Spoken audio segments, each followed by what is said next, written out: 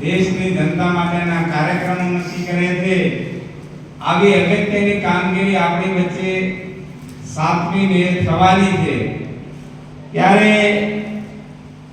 તમે આ કામગીરી પોતપોતાના વિસ્તારમાં, પોતપોતાના બુથમાં, પોતપોતાના સમાજમાં, પોતપોતાના એરિયાની અંદર બજાવો, ફરજ ઉપર આપ હાજર રહો, એના માટેની આ કારોબારી છે। મિત્રો, મોદી સાહેબ પોતે જ આ બક્ષી પૈના છે, મને વધારે શું આપણે પ્રચાર કરવાનો। દેશના વડાપ્રધાન એ આપણા બક્ષી પૈના હોય, જે સરકારની અંદર, કેન્દ્રની અંદર ઓબીસી સમાજના 27 મંત્રીઓ હોય, અને મોદી સાહેબે દેશની અંદર આ આપણું તો લક્ષ્ય છે, ન ધરા સુધી ન ગગન સુધી મારે જાવું છે, સેવાડાના માનવી સુધી, અને આવો જલાય દીપ મહો જહાં અભી ભી અંધેરા है।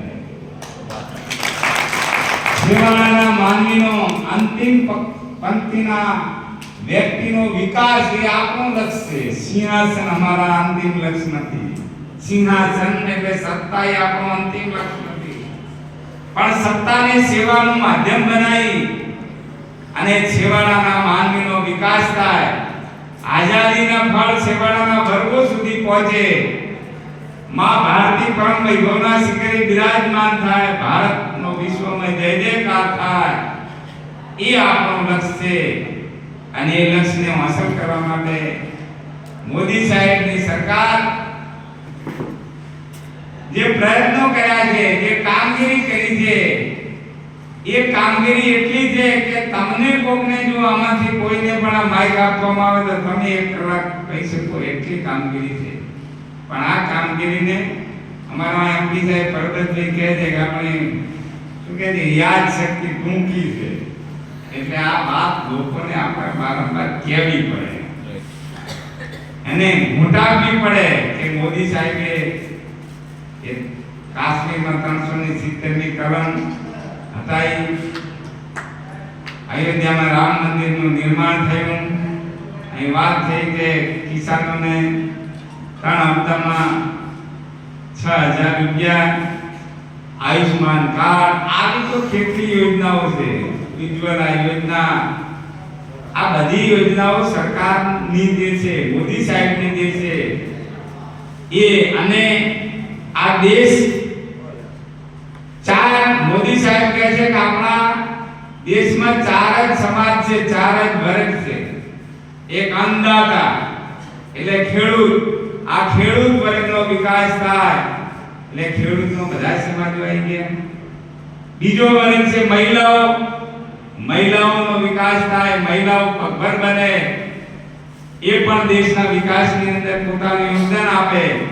તો મહિલાઓનો વિકાસ થાય તો બધા સમાજોનો વિકાસ થાય। ત્રીજો વર્ગ છે યુવાનોનો, યુવાનની શક્તિ એ દેશના વિકાસના કામમાં લાગે તો યુવાન પણ બધા જ સમાજોના। અને ચોથો વર્ગ છે ગરીબ, આ ગરીબ જે કુટુંબો છે એ પણ બધા જ સમાજોમાં છે, એમાં કોઈ સમાજની અંદર એની ટકાવારી વધારે હશે, કોઈમાં ઓછી હશે, તો આ અન્નદાતા, યુવાન, મહિલા અને ગરીબ, આ 4નો વિકાસ થાય તો દેશની 140 કરોડ નાગરિક ભાઈ બહેનો વિકાસ થકી 2047 સુધી આપણો દેશ વિકસિત દેશ બને, ભારત આત્મનિર્ભર બને, એ આપણો લક્ષ્ય। અને એ લક્ષ્યને જો હાંસલ કરવું હોય તો મોદી સાહેબને ત્રીજી વખત વડાપ્રધાન તો બનાવવાના છે ને, પાછું છે ને, મોદી સાહેબને જો દેશના ત્રીજી વખત વડાપ્રધાન બનાવવાના હોય તો મોદી સાહેબને વડાપ્રધાન બનાવવા માટે કમળ વાળો કોમ આવે, આપણે સીધું ગણિત છે ને।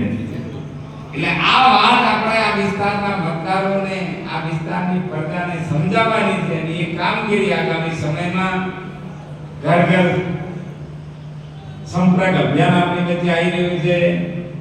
લાભાર્થી સંપર્ક અભિયાન આપણી વચ્ચે છે। આ બધા સંપર્કો દ્વારા આપણે દરેક ઘર સુધી, દરેક નાગરિક સુધી પહોંચી અને મોદી સાહેબને ત્રીજી વખત ફરી દેશના વડાપ્રધાન બનાવવા માટે મિત્રો આગામી 5 વર્ષ આપણા માટે અને દેશ માટે વિકાસની દ્રષ્ટિએ ખૂબ મહત્વના રહેવાના. આ 5 વર્ષની અંદર પણ મોદી સરકારે જે ઐતિહાસિક નિર્ણયો લીધા છે અને આગામી 5 વર્ષ એના કરતા પણ ઐતિહાસિક નિર્ણયો લેવા મોદી સરકાર જઈ રહી છે અને એના આપણે સૌએ સાક્ષી બનવાનું છે. એક વાત તો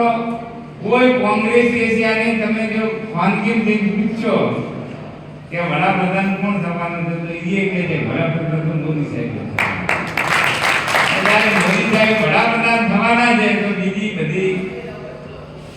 વાતોમાં આયા સિવાય આપણો ઉમેદવાર એ કમળ છે. મોદી સાહેબને વડાપ્રધાન બનાવવા એ આપણું લક્ષ્ય છે. માં ભારતીને પરમ વૈભવના શિખરે બિરાજમાન કરવા એ આપણા સૌનું ધ્યેય છે અને એ ધ્યેયને હાંસલ કરવા માટે થઈ અને આપણે સૌ પોતપોતાના ચૂંટણી યુદ્ધ છે અને યુદ્ધ એની વ્યૂહરચનાથી જીતી શકાય અને એટલે આપણને જે જવાબદારી સૌ પોતપોતાનું જો બૂથ પાથરી લે તો બૂથ 146 જાતિની વાત છે એટલે કોઈ બૂથ એવું હોય કે જે આવરણ ના હોય જો પોતપોતાનું બૂથ હાથવી લો બૂથ જીતો તો લોકસભા જીતાય તો અબ की बार 400 આ 400 ને પાર કરવી હોય તો બૂથ જીતવું પડે